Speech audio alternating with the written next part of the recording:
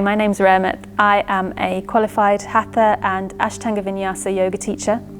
My journey in yoga began around 10 years ago when I started taking classes, and I experienced extraordinary benefits, both physically, spiritually, emotionally, mentally, to the point where I decided to train so that I could share these benefits with others.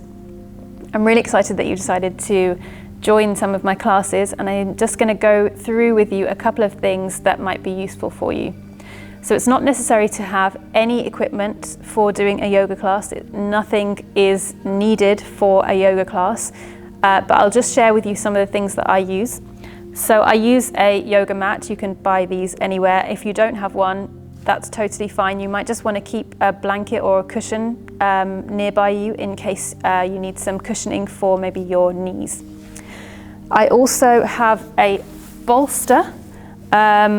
If you don't have a bolster, you can also use a rolled up towel or even a rolled up yoga mat or anything that's kind of long and a little bit squishy. And then I also have a strap.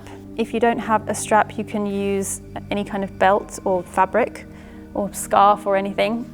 And I also have a couple of blocks. If you don't have blocks, you can use thick books or anything like that.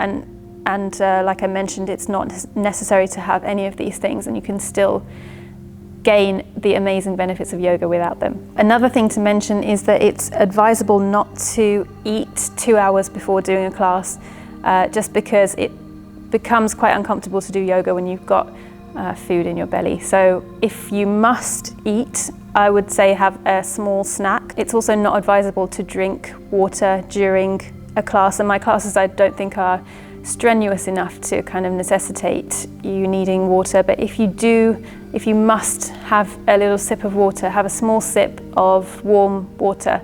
Definitely try not to have cold water because it will cool down the whole inside of your body. So that's that, and I'm really excited to see you in one of my classes.